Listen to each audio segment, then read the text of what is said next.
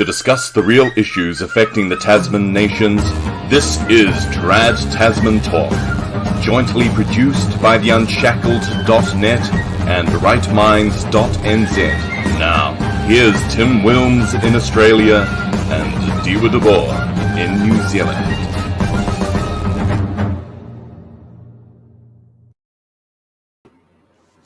Hello, everybody, and welcome to this week's edition of Trad Tasman Talk on this Black Friday, the 26th of November, 2021.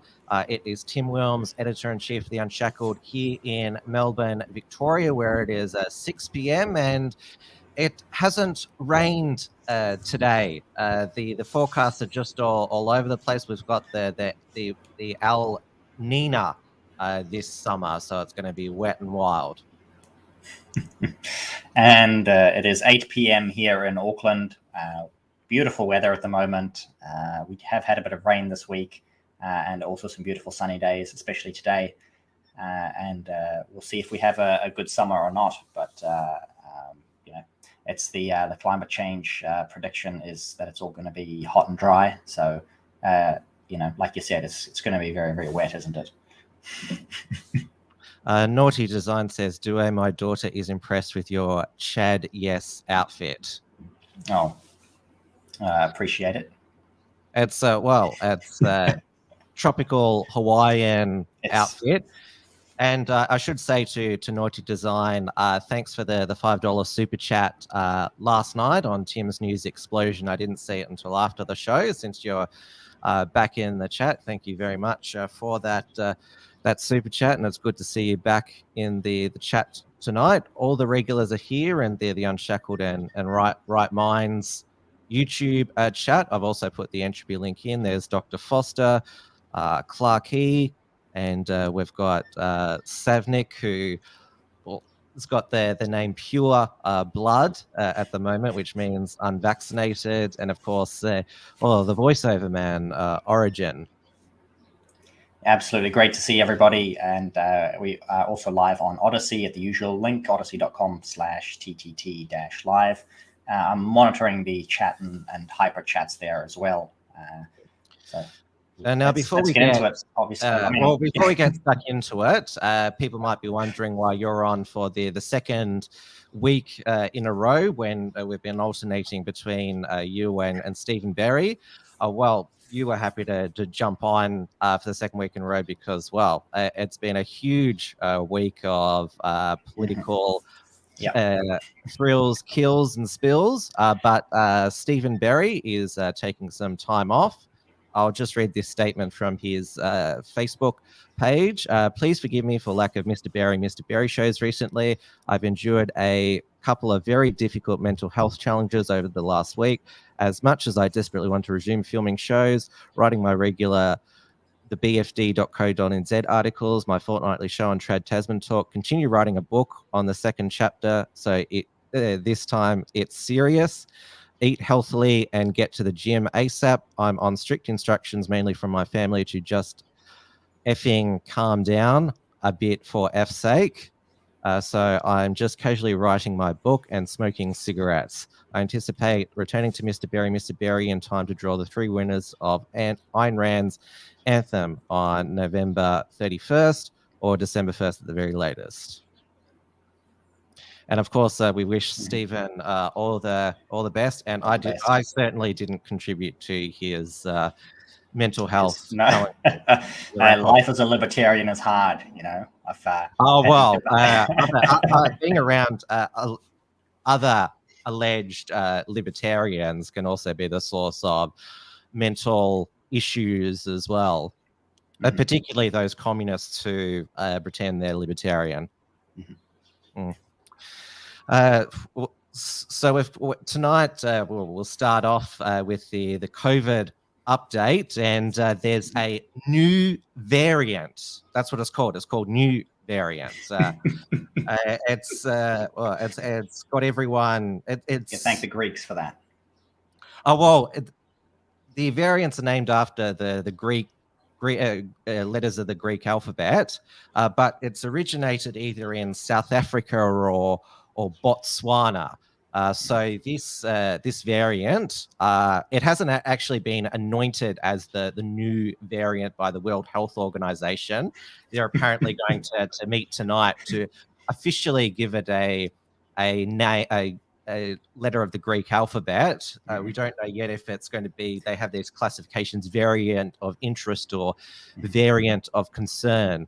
So it's, at the moment, it's called, variant B1. I think I've actually written this down wrong. Yeah, so it's got all these letters here. Yep, sorry, it's B11529. That's it there.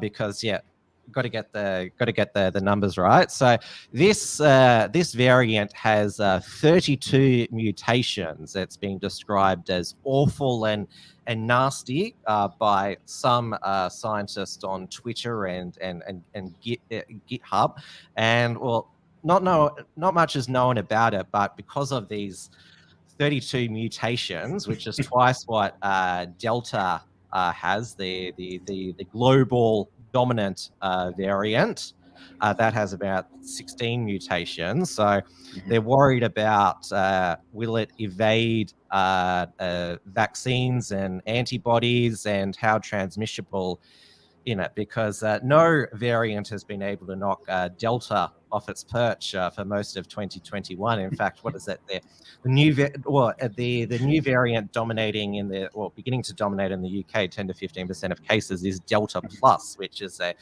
sub variant of Delta. And we'll get it here in the Southern Hemisphere just in time for winter, of course. As we go back into our winter lockdowns, we did have this announcement from the health minister this week, actually. Just as we go into the traffic light system, he says, if there's a new variant that can break through the magic traffic lights and the vaccines, then back into lockdown you go. So winter lockdowns for New Zealand guaranteed. That's what COVID minister Chris Hipkins said. Yeah. Now, I've been trying to find the non-hysterical voices online about this new variant, which is, luckily, I've found a bunch of sane commentators who one of the more prominent virologists said, it seems these days that when there's a new COVID variant, it seems the sociological reaction to it is actually bigger than the biological impact of it. So this is what known as Shisi, which is, I know that's a weird name, but this person is actually a scientist. It's nothing surprises me these days. Don't worry. Boom Labs thread. From this, it is likely we won't see new full antibodies escape from vaccines, and likely barely any issues with severe disease, because that's another thing, like the transmissibility, whether it can evade the vaccines, but the main thing is, can the vaccine still stop severe disease and death? This is encouraging. This thread also shows it won't outcompete Delta. Needed this. So yeah, we will see where this goes, because how many variants have there been before? The previous variant was called the Mu variant. So what is that? Is this one the Mu2 variant? Get it.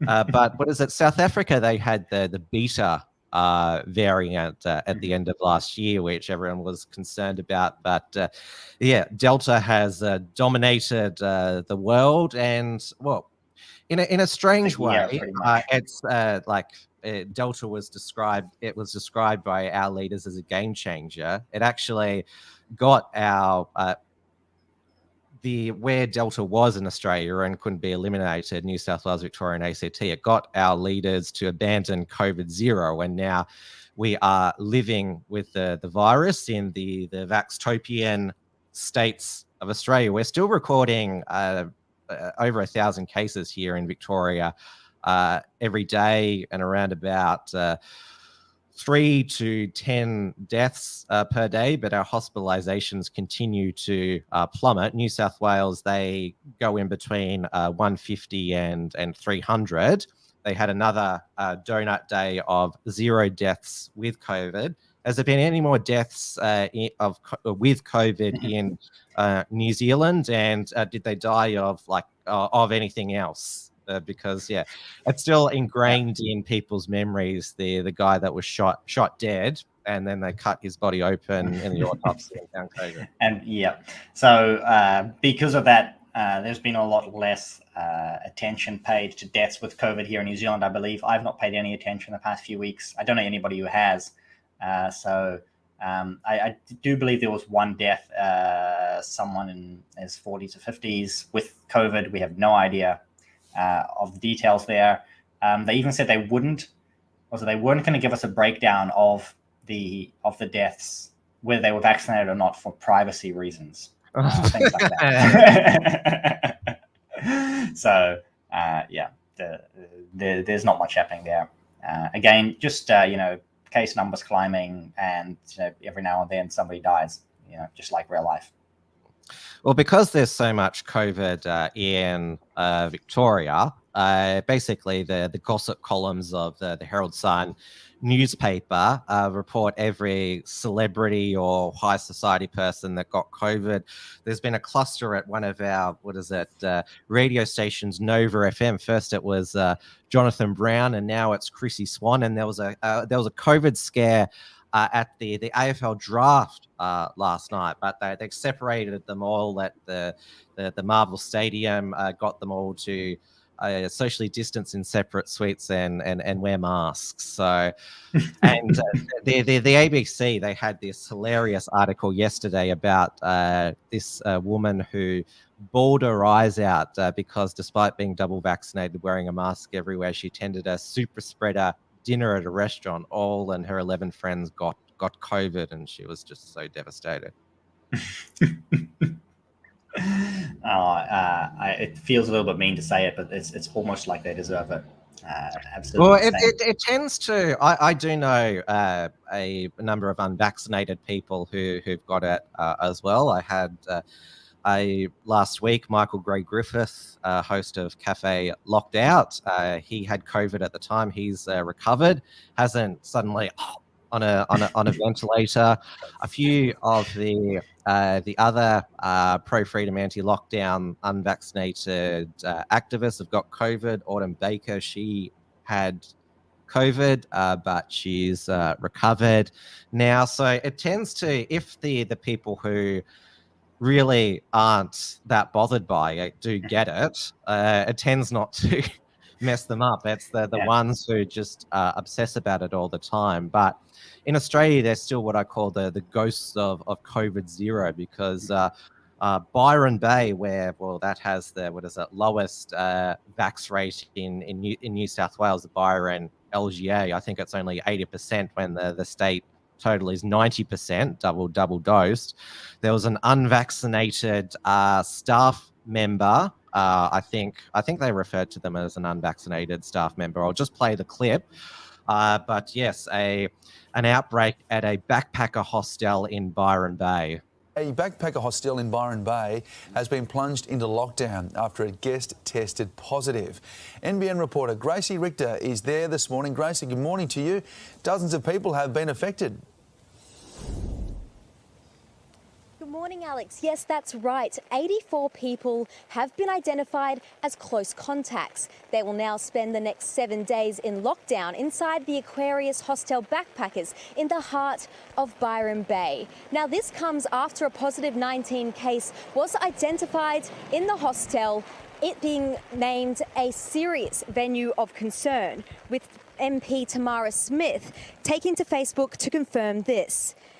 Police have confirmed they are helping with the operation, manning the entrance here on Lawson Street. Now, this comes after schoolies are set to begin this weekend, with thousands of school leavers coming here to Byron Bay. Well done, Gracie. Thank you. See, it's not just the Aboriginal community where the law enforcement come to lock people down. Though they're in the NT. Not just locking. Take it to the camps. Yeah, taking to the camp. But we had the Chief Minister Michael Gunner yesterday go off at the tinfoil hat crazies in their mother's basement, spreading misinformation about the ADF. We do have some good news in New Zealand, though, for those who like international travel, or if you've got family overseas. Obviously, assuming that either they are vaccinated or you're vaccinated, we will be able to get New Zealand citizens back into the country from, I believe, the 17th of December without going to MIQ. And sometime late January, international visitors will be allowed in as well. If they're fully vaccinated, of course, they can go. And I believe it's just they can isolate at home for 7 days, but there's no MIQ. Except for the unvaccinated unvaccinated citizens are allowed back in, probably not visitors. They just need to go through a little bit of MIQ. So finally, just in time for after Christmas, the borders are sort of open here in New Zealand. Well, you can imagine the Tourism New Zealand ads. Come to New Zealand, enjoy our beautiful landscapes. You just have to self-fund 7 days in a locked-up facility when virtually no other country apart from China and Hong Kong has any form of quarantine, well, ones that are open. Most of the hotel quarantine is going to end in Australia once Queensland, South Australia, WA reached 90% over 12s. We had South Australia, the first COVID zero state, open to the hotspot states, but we have to get a negative PCR test 72 hours prior. There were 3 cases linked to people coming into South Australia. They were reported breaking news on the media, but there hasn't been slam the borders shut. Queensland is likely to be mid-December. They're going to have the same system in place, the negative PCR test, but there was a huge confusing back and forth between the Palaszczuk Queensland government and the federal government over whether domestic travellers to Queensland would have to pay for their own PCR tests. If they had to pay for their own, $150 each. So for a family for that, $600. So now the Commonwealth and the Queensland government are going to share the costs of that. When I say they're going to share the costs of that, the taxpayer is going to foot the bill. So whenever you see those daily testing numbers in Victoria, New South Wales, 70,000, 80,000 tests, all those tests are $150 each. Nice. Good business for those who are in the money making business. Yeah, for the pathology labs. Do them. I believe you've had some good news from your federal parliament, though, in terms of vaccine mandates. Obviously, in New Zealand, it's all downhill, which I'll cover in a minute.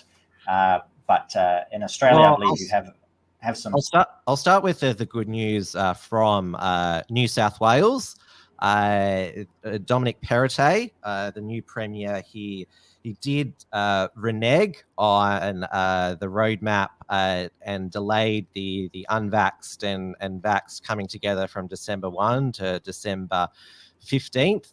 And there were reports in the newspapers earlier this week that health officials wanted to keep masks still at 95%. This was the story. Is Alex. There's no doubt that lots of people find mask wearing a little bit annoying and uncomfortable when they're out doing things like shopping. But health authorities have long told us it is the best way to protect ourselves against COVID-19.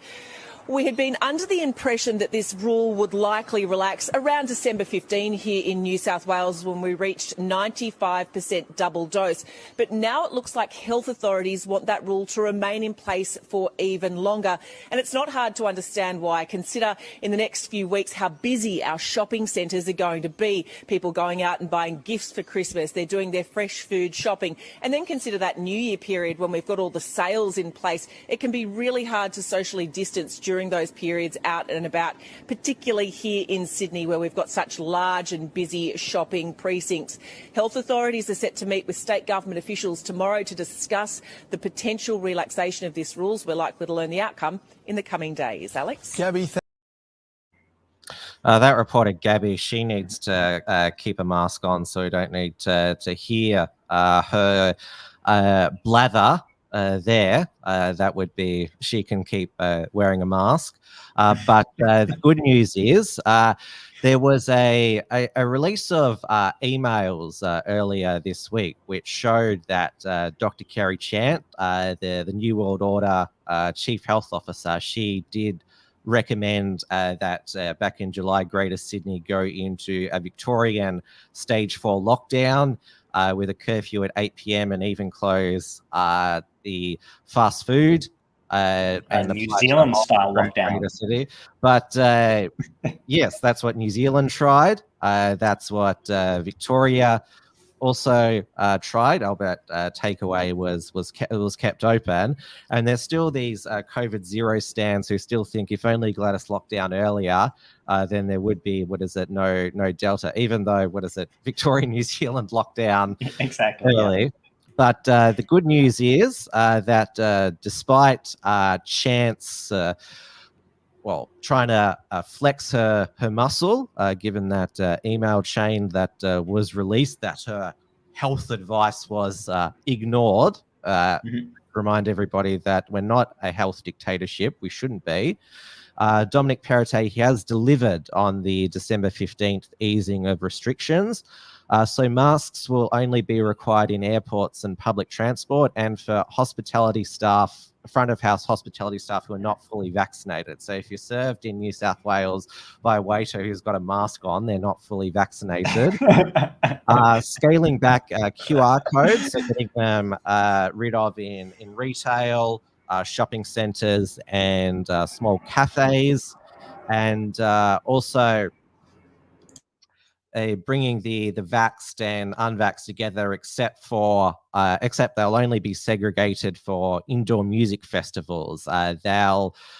Indoor music festivals, they will only the vaccinated will be permitted, and they're the only workplace or public venue that will need a COVID safe plan. The rest of New South Wales workplaces, they just need a work safe plan, no longer this COVID safe plan paperwork stuff. I'm really surprised it didn't adopt the proper American Democrat style or the American elite style restaurant serving system where the people in the restaurants don't wear the masks and the servants and slaves. Well, that was originally the plan there, the peasant servant mask rule.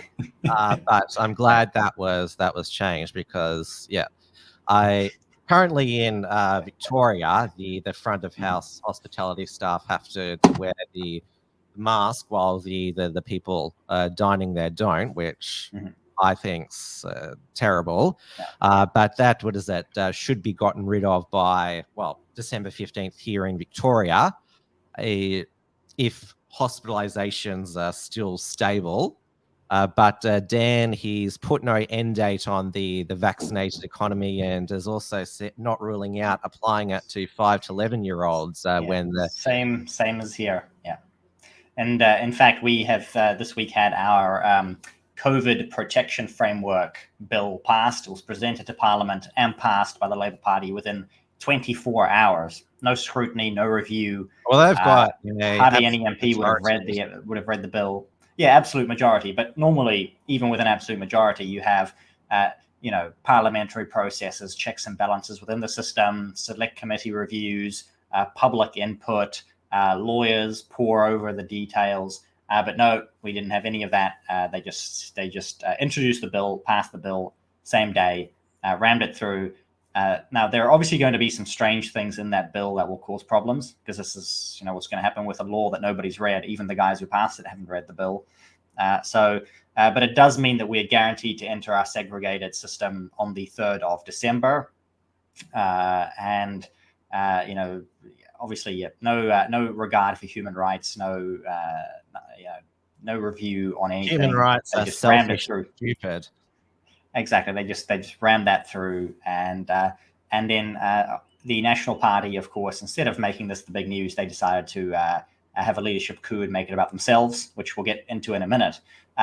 But first, one of the issues with the bill has already come to the surface, where it looks like businesses won't be able to display the vaccination status of their workers. So the bill actually makes it illegal for businesses to put out these stupid little signs that say, 100% of our staff are vaccinated, and that's one of the core issues. So I think I sent you a clip with the boys discussing that.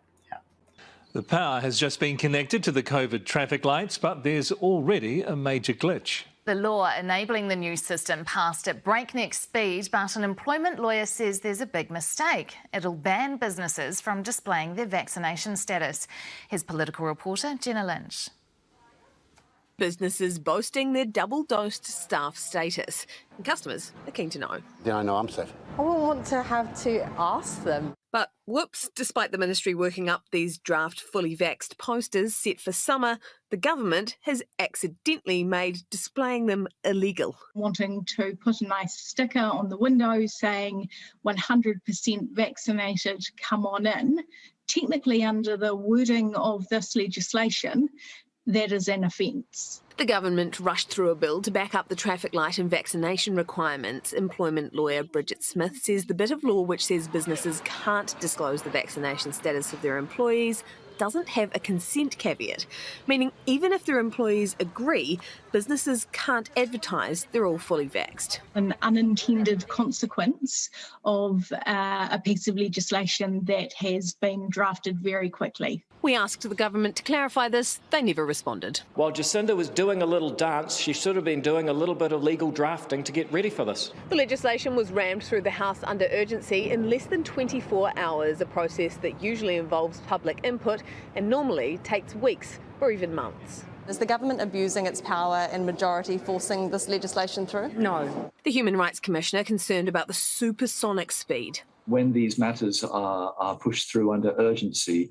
then scrutiny is diminished and public engagement is lessened. But not as concerned as the opposition. It is a constitutional disgrace. It is giving them the powers to do whatever they want. Simon Bridges screaming down the House before screaming down the road to his booked-out book signing. I'd like Simon to sign my book. Packed with the Bring Back Bridges Brigade. I would definitely prefer him. Just so down to earth. Definitely a change of leadership is required. No intention of mine to become the leader again. Nice work. Hey, thanks, Ben. Signing off just as quickly as the government signed off its faulty law. Jenna Lynch, News Hub.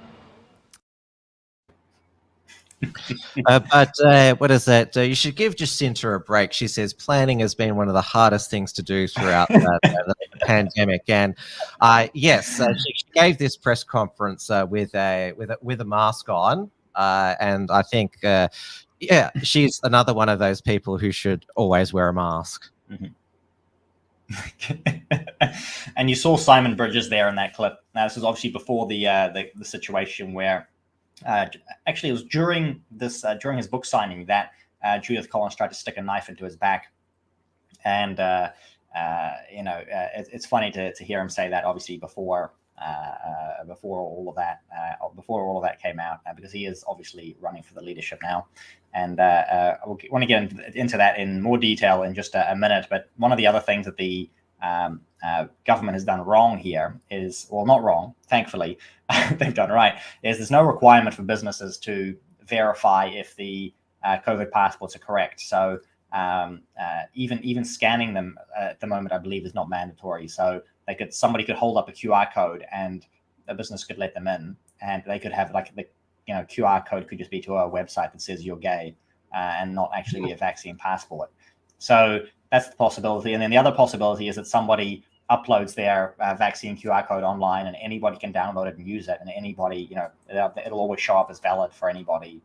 So you're going to see possibly at least a whole bunch of fraud there, unless they make some kind of attempt to tighten up the system. But it doesn't seem like they've thought this far ahead. So, it's obviously illegal to forge a vaccine passport, but you could at least try and make it difficult, which they haven't done. And then the other thing they did during this busy weekend is they dumped a huge number of documents today, showing the legal advice from past decisions. One of them being, you sent me. I sent you a picture of one of the pages, but including Human in these rights. documents. So the page about human rights was entirely redacted, so we have absolutely no idea. It's very useful information, of course. We're not allowed to know what their consultation of human rights was for any of these decisions. It was also released that the Director General, Ashley Bloomfield, recommended the entire country, other than Auckland, be moved to level 1 in September, which the government ignored. So she'd been up there saying the whole time, no, we're just following the health advice. We're following the health advice. It's not, it's all out of my control. I'm following the health advice. When actually the Director General had advised that the rest of the country be moved down. Funnily as well, he said that it was under control. It was all under control, which is why he was recommending this, which of course was wrong. It was not under control. And then today, the other big piece of news there on the mandates is that it has been extended to cops and soldiers as well. And the police are showing that 14% of the police force is unvaccinated at the moment. Only about less than 2% of the health workforce was stood down at the time of the nurse mandate. But we'll see if any police officers hold the line for the purebloods. So 14% unvaccinated at the moment. They've got until January 17th to either get vaccinated or they will be sacked. Same thing with the army. Anybody there unvaccinated in the army, 17th of January, they are out as well. So 14% of New Zealand police. That's quite a lot. Oh yeah, that's a really good amount. But the sad thing is, on the most part, I believe that these police are, they're there for the paycheck and they do anything for the paycheck, as we can see with the enforcement in Australia, some of the enforcement in New Zealand as well. But on the whole, our cops are less aggressive, or have been less aggressive than elsewhere. So we'll see if that holds up, and if they're just trying to weed out the last good guys with a mandate like this. So. Now, even though Jacinta's government can't draft legislation that makes achieves the aim that they want, it's pretty much a one-party state, New Zealand, at the moment. After the Nationals party room spill, Judith Collins had a approval rating of 5%, was it? Yeah, it was 5%. It was about half of that of David Seymour. So she has very low approval rating. Simon Bridges, who she tried to take down with a 5-year-old with allegations from 5 years ago that he had asked a female colleague for advice on how he and his wife could conceive a baby girl. He said that these were, old wives' tales about some things that were, probably not quite appropriate to say to anybody else. You probably shouldn't be talking about your sex life to your colleagues. But the thing is, after he had made this comment, he did apologize to her right away, saying, sorry, she probably shouldn't have said that. And then a year later, Simon Bridges and his wife did have a baby girl. So, he was onto something, obviously. Those allegations she tried to use to demote him. That failed. Simon Bridges called for a vote of no confidence in her, and that succeeded. And in fact, we have received exclusive footage from the inside the National Party caucus room that we can play for you tonight. Yep.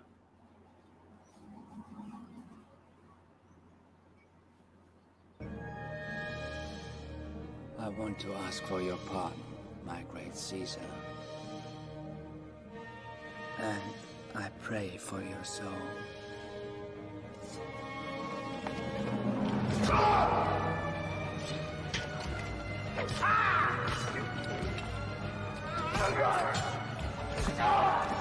Stop it!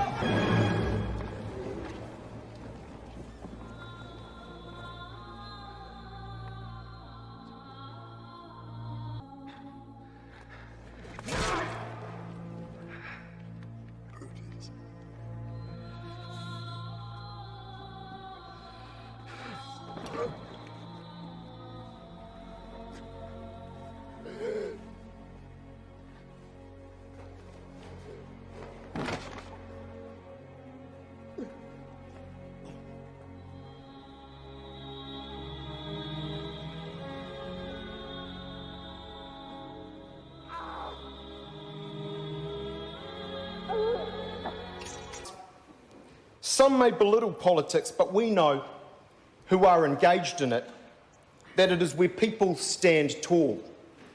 And although I know it has its many harsh contentions, it is still the arena that sets the heart beating a little faster. And if it is the place on occasions of low skullduggery, it is more often the place for the pursuit of noble causes. My prayer in this House is to always pursue noble causes and greater justice on behalf of all. And, well, the most used pun post Judith Collin's losing the leadership is that political career is being crushed. And everybody in New Zealand will know of Crusher Collin's reputation. And she did have a good reputation before becoming leader, of being tough, being willing to, physically crush the cars of boy racers and other, political opponents as well, perhaps. And then when she took the leadership, she decided to just stab everybody else in the back. She turned her back on large segments of the voters. She really supported Jacinda's gun laws to the fullest extent that she could. She obviously threw a few of National Party colleagues under the bus, and she really supported lockdowns.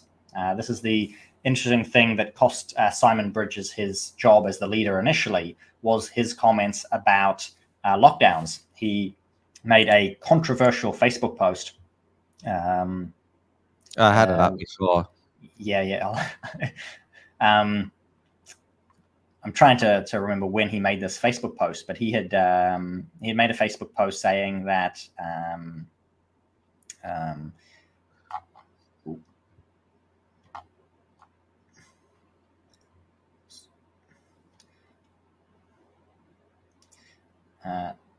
there we go. So he had said a Facebook post during the first lockdown saying that the government was not prepared enough to leave lockdown behind. So he had said the government should give up lockdown, and they didn't. And that is what killed the leadership for him initially, because the media went out and murdered him. The public was completely behind Jacinda's lockdown, and that's what his colleagues used to stick the knife in him the first time. And he's come out and said, he's feels vindicated, and he realized that he's sort of gotten ahead of the curve, and he wants to give it another go. So we'll see. He's standing for the leadership amongst others. Christopher Luxon, a local MP from Botany, former CEO of Air New Zealand. Also Mark Mitchell, who is a former police officer. All of them are fairly wet, as we refer to the liberal side of the Conservatives here. They have an okay voting record when it comes to conscience issues, but they don't they'll never walk the talk when they're actually in a leadership position. Simon Bridges probably does the best of all of them, best of a bad bunch. So I've got a bit of a soft spot for him as well, because he stood up for me when I was raided by the government. The police raided my house, and he was one of the people who came out and said that was wrong. So I appreciate that absolutely. And he's been a little bit against lockdowns as well, more than most other national MPs. Good to see that he got the better side of this exchange. The other possible contender is the current interim leader, who is Dr. Shane Retty. He was Judith Collin's deputy leader. And in that clip from Tare, the edit that he made with Caesar, he had put Brutus as Dr. Shane Retty, who stayed loyal until the end, when he was no longer loyal, and he's kept his position there as deputy and as interim leader. It's possible that he might want the job. He seems to me like the one that's most well-liked by the general public. He's a doctor. He spends most of his time out doing vaccinations, volunteering, doing the hard work. So, if they're smart, I think they'd go with someone like Shane Retty, who would get some public appeal. But my little nudge personal preference would be Simon Bridges, simply because of I do believe he's the best of the bad bunch there. And we'll know who's the new leader next Tuesday. So there is no opposition leader, literally. I mean, the crisis in the New Zealand National Party leadership, I don't know if it's just as bad or worse than Manchester United's or the Australian cricket team. The new captain was confirmed today. So what's his name again? I forget. I'm trying to keep up with it here. What's his name? Pat Cummins. Yeah, that's his name there. Yeah, shows how much I've paid attention to this. Yeah, and he good, and what is good, good. There's a speculation he could be an activist captain because he's all green and environmental. We'll see. We'll see what happens. As far as opposition goes, David Seymour doesn't provide much opposition when it comes to lockdowns, when it comes to all of these left-wing issues that range from abortion to euthanasia. He's 100% for those. 100% for lockdowns. He loves this stuff, absolutely. But he's got a nice alliance with some media figures, and he's able to get in. He's able to get in that kind of fake opposition leader chalice that they've given him in the media. And the question is, does the National Party have somebody who can, who's actually willing to stand up, or will they, end up with somebody else who's just gonna get beaten into a pulp? NPC leader. Yeah, exactly. And that's certainly possible. I've got one question around this from Origin, talking about the Maori Party endorsement, and I haven't got the image up here to show you, so I'll actually read it out. We had, if people want to get a taste of what ethnic politics is like in New Zealand, we see here the Maori Party co-leader Debbie and Nariwa Packer said, while they had no official view on the National Party leadership, they backed Bridges over Collins.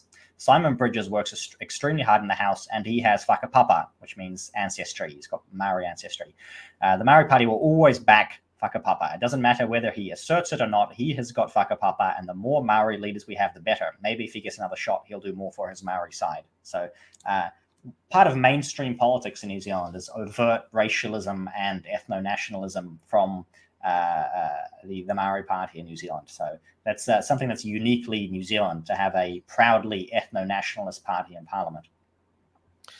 Now, return to Australian politics, which has been quite thrilling and dramatic this week. 2022 is a big election year.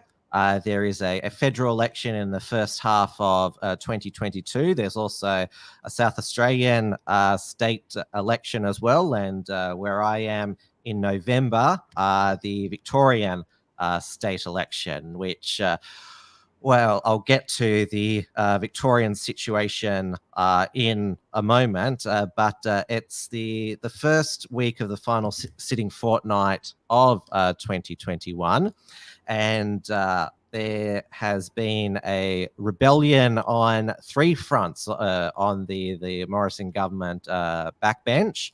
On Monday, 5 coalition senators crossed the floor to vote with One Nation's anti-vaccine mandate passport bill. They were Senators Jared Rennick from Queensland, Senator Alex Antic from South Australia. Those two, they're withholding their votes from the coalition until the vaccine mandates, passports, and also vaccine injury compensation is addressed. They got a win on the vaccine injury compensation with the threshold for, I think, lost wages has gone from 5,000 to 1,000 for them to get compensation for vaccine injury. The 3 other senators, coalition senators that voted for Pauline Hanson's bill but are not withholding their vote, Matt Canavan of the National Party, Conchetta Fierravanti-Wells, New South Wales Liberal Senator, and also outgoing Northern Territory Country Liberal Senator Sam McMahon. Pauline Hanson and Malcolm Roberts, the 2 One Nation senators, they actually couldn't vote for their own bill because they're not in Canberra because they haven't had the vaccine. So they'd have to go to Canberra and I think isolate, and then isolate on their way back to Queensland as well. So the bill that they put forward, they couldn't actually vote for. So that's your democracy there. We had a Craig Kelly and who is now the United Australia Party leader, and George Christensen, who's the outgoing Queensland National MP for Dawson, vote for the anti-vaccine passport mandate bill. So there's the photo there from this was on Craig Kelly's Telegram account, and the Labor opposition are pretty much united in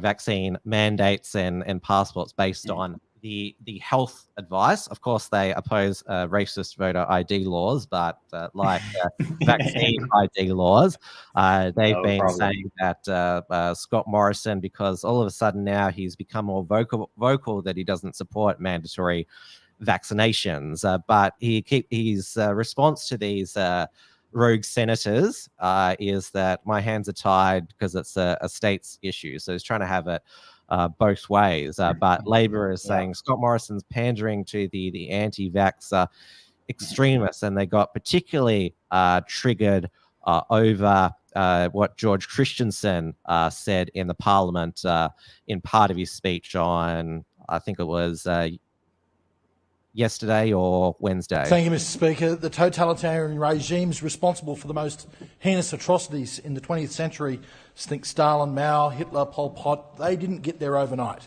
They used fear to control. They excluded the dirty people, softly at first. They justified the exclusion. They moved to harder exclusions and eventually eliminated people, either socially or physically. In 21st century Australia, state premiers are racing down that familiar path, trying to out-tyrant each other, drunk on power, setting up their own biosecurity police states, complete with medical apartheid. Sadly, we've enabled it, refusing to rein them in, and worse, supplying the Australian immunisation register data that underpins this medical apartheid. Fear is the justification of choice for coercion and control, with non-vaccinated Australians increasingly demonised, ostracised and socially eradicated. In Queensland, the Premier tweeted that people not vaccinated raised red flags, not just one, but 22 of them. The media, politicians and health bureaucrats all claim COVID-19 is now a pandemic of the unvaccinated, but there is no justification for such demonisation. In a German study, 55% of symptomatic patients over 60 were fully vaccinated. Gibraltar, where all 34,000 residents are fully vaccinated, is recording 60 new cases a day. The totalitarian path, the path that we are unquestionably on, has never ended well. The solution is a rediscovery of human dignity, along with, and I don't say this lightly, civil disobedience. So that really got the Labor opposition riled up. And Bob Katter, who claims that a quarter of his staff have died from the vaccine and 2 are permanently disabled out of his 8 staff, he asked the Prime Minister to, would you quote the ACTU Secretary Sally McManus, and she said a number of years ago, it's okay for trade unions to break the law if the law is unjust, which... Yeah. Absolutely. Yeah. Except not anymore, not when it's in service of the biosecurity police state. And it's a beautiful clip to see that clip there. You would never see that in New Zealand Parliament, ever. There were some comments further back when we were talking about David Seymour before there as well. There's no opposition, no MP, not in the ACT Party, not in the National Party, that would stand up for this. They all support what's going on. They support the lockdowns. They support what's popular, what the media can do for them. All of these evil things, they fully support it because they'll get more votes at the end of it, and they'll get more fame, and that's why they support all of this globalist stuff, everything from immigration to abortion to euthanasia to lockdowns, all of this evil stuff. David Seymour supports this, and basically all of the other MPs on his side and many on the national side as well. Some of whom are perhaps afraid, who don't quite agree, but are too afraid to speak up for it. And you will not see a clip like that in New Zealand, and that's pretty sad. And that's heartwarming to at least see it in Australia. Now, Craig Kelly, he's the member for Hughes, who was the only one who joined Christensen in voting for the anti-vaccine mandate passport bill. He was originally elected as Liberal MP, now leads the United Australia Party, founded by Clive Palmer, who's got obviously millions of dollars to spend, that he loves to spend on elections. This was his latest ad in the newspaper this week. Our next Prime Minister. We can never trust the Liberals, Labor or Greens again. Vote 1, Australia. United Australia Party. Obviously, this whipped people up into a frenzy that it was quite audacious of Clive to have this ad there. I think the lefties, what is it? Well, they threatened to leave Australia if Craig Kelly became Prime Minister, but they probably wouldn't. We had, there were 2 press conferences on at the same time. Craig Kelly did a press conference with the Liberal Democrats, New South Wales Senate candidate John Ruddock, a former Liberal Party member, and at the same time, Campbell Newman, the former LNP Queensland Premier, now Queensland Senate Liberal Democrats candidate, had a joint press conference with Clive Palmer, chairman of the United Australia Party, to announce that they'd be preferencing each other at the next federal election. This is highly unusual for political parties to announce a preference deal so many months out from a federal election. And the pandemic has made strange bedfellows, given that Newman and Palmer were at each other's throats when Newman was premier.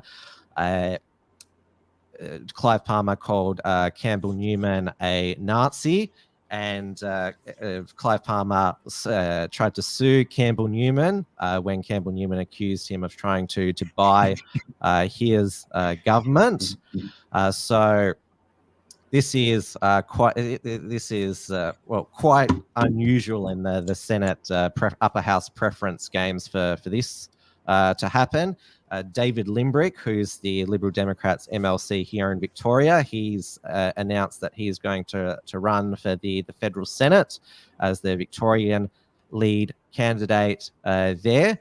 Now, we had another Liberal MP who crossed the floor to vote for a federal integrity commission, basically a federal ICAC, which is something that Labor and the independent MPs have been pushing for. So Bridget Archer, who's a first-term Tasmanian MP for the seat of Bass, she shocked her colleagues by crossing the floor.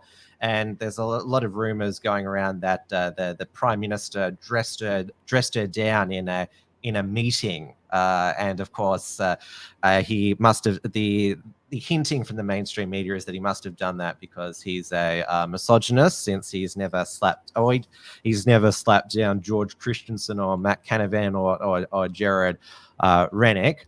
And a federal integrity commission and also stronger action on climate change is what a lot of these voices independents, basically fake independents. They're running against moderate liberals. They call themselves modern liberals in inner city liberal seats. So former ABC journalist Zoe Daniel is running against Liberal MP Tim Wilson in Goldstein, which is on the inner South Bay side of Melbourne. Imagine an ABC journalist running against a sitting Liberal MP. Now, these fake independents, there's all these different supposed grassroots group that are called.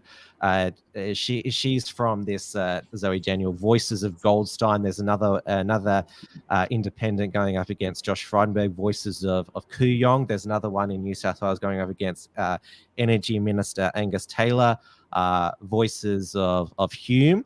And they had success. The NPC organisations with the same name. Yeah, they had success in the 2019 federal election when they unseated Tony Abbott, former Prime Minister in Warringah, and got independent Zali Steggall into Warringah. So they're trying to knock off more of these moderate Liberals. Tim Wilson had a strongly worded email that he sent out following Zoe Daniel's announcement. Labor and the Greens announced their puppet, and a Liberal moderate senator, or should I say modern Liberal Senator Jane Hume, the Minister for Superannuation, put this meme on her Facebook page, the Independents. Now, let's see who you really are. And then it's the Greens, Labor, Extinction Rebellion. So they're trying to get on the front foot to expose these independents. And now we also have another Liberal MP who's threatening to cross the floor over the now even further watered down religious discrimination or proposed Religious Discrimination Act. Trent Zimmerman, who's the member for North Sydney, open homosexual, said that he would reserve his right to cross the floor because he doesn't want to preference one freedom of religion over other freedoms. And so obviously this religious freedom bill, which Labor is supporting because they want the Muslim votes in Western Sydney, it's given the rebranded marriage equality lobby groups the chance to raise some money and run some ads. This is Equality Australia, their ad where they got Ian Thorpe to front the ad. The religious discrimination bill will give people a license to discriminate. It's not okay for my nurse to tell me that HIV is a punishment from God. My support worker telling me that disability is caused by the devil. My waiter telling me that my relationship is an abomination in God's eyes. It will affect us all. Our laws should protect all of us equally. And this bill threatens that. We need your voice. That is a really awesome ad for that bill. I didn't know much about it before, but I love it now. Now we had today the Federal Health Minister Greg Hunt to try and get the government to have a pro-vaccine message to end the week, and also discussed the new variant. Said they would be ramping up the booster program. And so all Australians will get this letter from the Australian government urging them to get their booster. This will be from Scott Morrison, Greg Hunt, and Paul Kelly. And it's very important that you get your booster because of the message today, because of, if any new variants emerge, including this new variant, booster is your best protection. And we had Paul DiMartino, who is he's been one of the biggest critics of the Dan Andrews lockdowns, former AFL player, now pub owner. He's now gravely ill in hospital after his Pfizer booster shot reaction. He is thinking of running for this new centrist political party that's trying to register in Victoria, the Victorians Party, which is basically about economic recovery. It's not getting into any freedom issues like the United Australia Party and the Liberal Democrats. I don't know if the One Nation are going to run in the Victorian state election. Now, Dan Andrews this week, he had 4 of his stupid. Nice ad. You need an ad blocker, Tim. Come on, I should have said this like a few shows ago, but yeah, they just pop up all the time. 4 MPs and 2 ministers are going to be retiring from the Andrews government at the next election. The Daily Mail says that it's now in turmoil. The Andrews government because of this. It's traditional for a lot of MPs to retire if they think they're going to lose, rats deserting a sinking ship. Except, according to the latest Snap Morgan SMS poll, 76% of Victorians agree that an employed worker in Victoria should not be allowed to enter their employer's workplace unless they are fully vaccinated. And also the support for the ALP on a 2-party preferred basis is 59.5% compared to the Liberals' 40% there. So seems we're on the road to California and Oregon and New Zealand, and being a far left one-party state here. But that is certainly not going to, I think, deter the freedom marches. There was, hundreds of thousands in Melbourne who filled the CBD for the latest Melbourne Freedom Rally as part of the Worldwide Rally for Freedom. There is another one tomorrow, the Millions March Against Mandatory Vaccination and Passports. This is organised by a separate freedom group, but it is supported by Melbourne Freedom Rally, also supported by the Australian Freedom Keepers and the Reclaim the Line movement. And this is the schedule for tomorrow. Given what is happening in the NT, they're going to have a welcome to country ceremony and have Auntie Pauline, who I believe is an elder, speak there, which the pro-vax, pro-mandate, anti-freedom, socialist alternative front group campaign against racism and fascism, they're not turning up tomorrow. They're going to regroup and come back next Saturday, I think, because they've got to isolate for 14 days after, despite them being double jabbed, double masked, or whatever. There's still there was a cluster of never cases. Ends. The madness will never end. And we are also in overtime. So before you carry on, we are basically out of time. If there are any last comments from anybody, please drop them in now because we will wrap up very, very shortly. I know that Tim's trying to race through his last few items. Yes, the final update is that we had the Defence Minister Peter Dutton address the National Press Club today. This was a couple of weeks after former Prime Minister Paul Keating said that Australia shouldn't get involved in any conflict in Taiwan. Resistance to China is futile. And so we had the shadow foreign affairs minister, Penny Wong, say that Dutton was irresponsible for saying that Australia would support defending Taiwan if the US called upon them, if it was invaded by the People's Republic of China.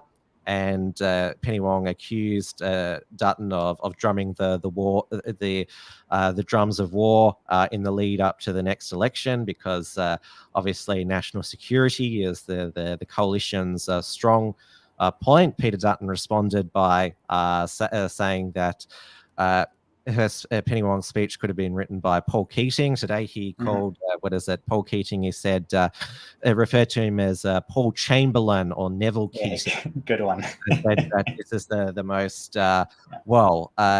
unstable, international situation since the 1930s. Peter Dutton also had a win in his defamation case against a refugee activist, Shane Bazzi. The federal court awarded him $35,000 in damages because Bazzi accused him of being a rape apologist. Bazzi relied on truth and fair comment defense, which fell over, and he hasn't decided whether he's going to appeal. Apparently, this was quite mean of Dutton to go after an unemployed refugee activist as if it's like Dutton's fault that he's unemployed. Maybe if he spent less time on Twitter and more time looking for a job. I assume he's double jabbed this Shane Bazzi, so he could probably get a job quite easily at the moment. The double backs, it's the most lucrative thing on the resume at the moment. So it's going to be back in December, the federal court judge is going to decide what the costs are that Bazzi will have to pay to Dutton in terms of legal bills and that, but no doubt Bazzi will be able to have a GoFundMe pay for all of that. That's the way it's going to go.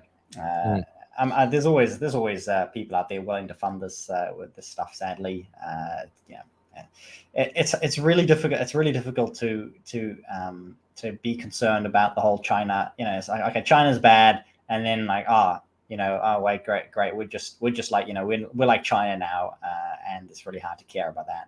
But at least when it comes to defamation, great on Peter Dutton. Yeah, good win.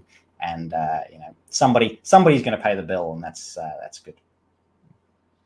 Oh, well, thanks everyone for watching and participating in the chat, and thank you Clarky for the generous super chat over on Entropy for $20 Australian. Thank you so much.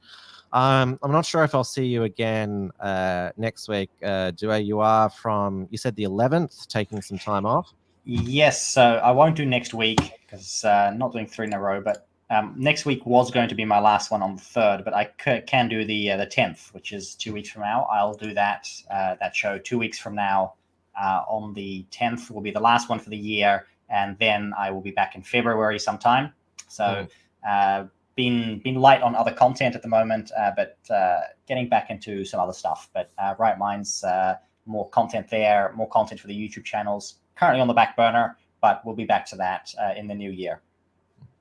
We'll check in with you how the traffic lights are functioning and what the new world order is like. Negotiations are ongoing between the Andrews government and the crossbench on the permanent pandemic laws, the pandemic management bill. So Victorian Parliament's back next week. So I'll be back on Monday evening for Tim's News Explosion, obviously covering the latest rally on the weekend. So you'll hear from me over the weekend, and of course back here on Monday night. Tim's News Explosion, Wilms Front, 8:30 p.m. Melbourne time. Good night, everybody. Thanks for watching. Thanks for coming on again, Dieuwe. We'll see you all later. Have a safe and sane weekend. Good night, everyone. Thank you for watching, and it's been great to see everybody in the chat. Until next time. Thanks for tuning in to this week's edition of Trad Tasman Talk. To keep up with the latest real news and analysis from the Tasman nations, visit theyounshackles.net and rightminds.nz.